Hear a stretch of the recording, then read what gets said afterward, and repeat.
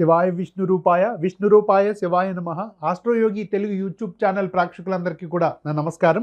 నేను మీ ఆస్ట్రో నెల్లిపూడి. ఆస్ట్రోయోగి ద్వారా ఆస్ట్రో నెల్లిపూడి నన్ను సంప్రదించండి. నేను 18 సంవత్సరములు అనుభవం కలిగిన జ్యోతిష్ సిద్ధాంతిని. జన్మకొండల విశ్లేషణ, ప్రశ్న, సంఖ్యాశాస్త్రం వీటినందు నేను సిద్ధహస్తుడును. ఆస్ట్రో నెల్లిపూడి నన్ను సంప్రదించండి. ఈ ఛానల్ కొత్తగా చూసి ప్రేక్షకులు ఎవరిని ఉంటే మా ఈ ఛానల్ను సబ్స్క్రైబ్ చేయండి, షేర్ చేయండి. నేను మీ ఆస్ట్రో నెల్లిపూడి. ఇప్పుడు మనం కన్యారాశి వారి ఫలితములు తెలుసుకుందాం. ఈ మార్చి నెలలో కన్యారాశి వారికి ఎలా ఉండబోతుందో తెలుసుకుని ముందుగా ఈ నెల గ్రహ సంచారం ఏంటో చూద్దాం. ముందుగా ఈ జన్మ రాశి లగాయతు జన్మ రాశినందు కేతుగ్రహ సంచారం. ఈ రాశికి 6వ రాశియుగు కుంభంలో కుజుడు, శని, శుక్రగ్రహాలు సంచారములు ఉంటాయి. అలాగే ఈ రాశికి 7వ రాశియుగు మీనరాశిలో రవి, రాహువు మరియు రాహుగ్రహాలు సంచారములు ఉంటాయి. అలాగే ఈ రాశికి 8వ రాశియుగు మేషరాశిలో గురుగ్రహ సంచారం ఉంటుంది.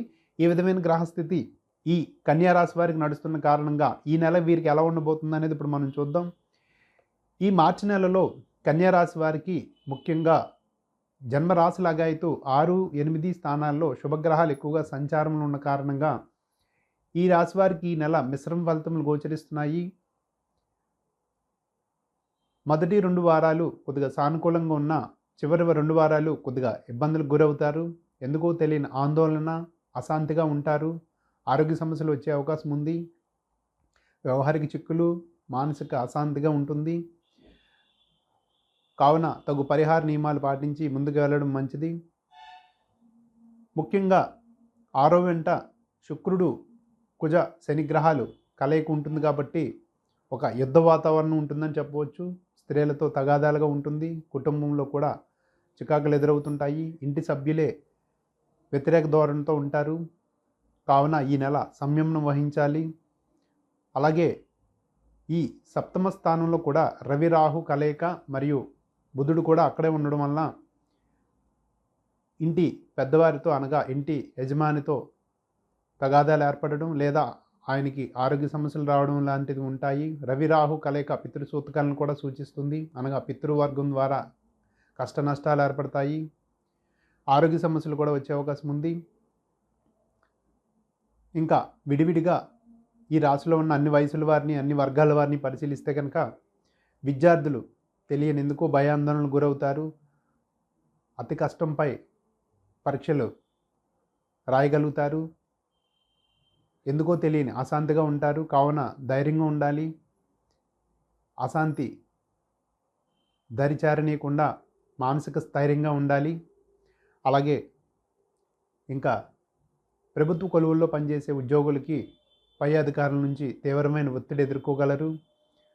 ప్రమోషన్ కోసం చూసే ప్రయత్నాలు లేదా చేసే ప్రయత్నాలు విఫలమవ్వచ్చు. అలాగే సహోద్యోగులతో కూడా ఇబ్బందులు ఎదుర్కొంటూ ఉంటారు.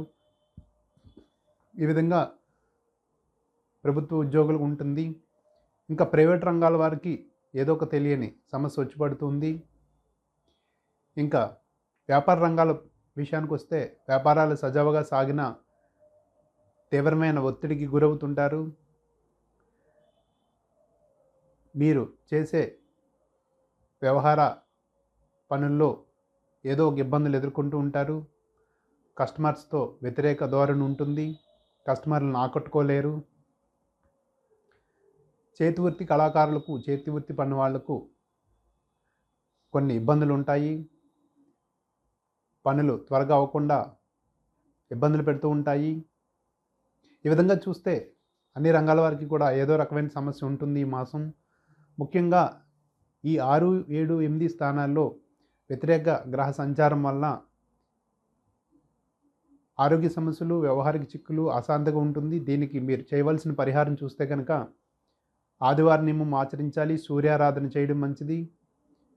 రాహు కోసం అమ్మవారిని పూజించాలి. శుక్రవారం రోజు 10:30 నుంచి 12 గంటల వరకు నడిచే రాహుకాలంలో అమ్మవారి దేవాలయంలో కుంకుమార్చన, వేప నూనెతో దీపం వెలిగించుట, అమ్మవారికి సంబంధించిన వరకు కూడా పూజా అర్చనలు చేయటం మంచిది.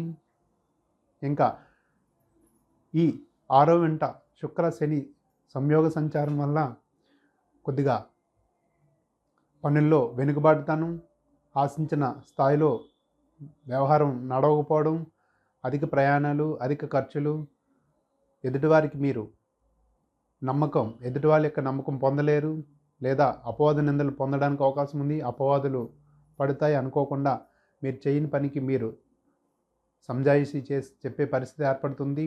కావున మీరు తస్మాత్ జాగ్రత్తగా ఉండాలి. ప్రయాణాలందు జాగ్రత్తగా ఉండాలి. విదేశీయాన ప్రయత్నాలు వచ్చే నెలకి పోస్ట్ పోన్ చేయడం మంచిది.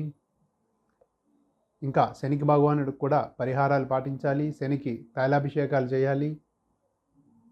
ఈ విధంగా దైవారాధనతో ఈ నెల సంయమనం వహించి ముందుకు నడవాలి. ఎంత ఇబ్బందులు ఉన్నా సరే పట్టుదలతో వ్యవహరిస్తారు. మీ వ్యక్తిత్వంతో ఇతరులను ఆకట్టుకుంటారు. మీ సంయమనం, సహనమే మీకు ఒక శ్రీరామ రక్షగా ఉంటుంది. ఈ పరిహారాలతో ముందుకు నడవండి.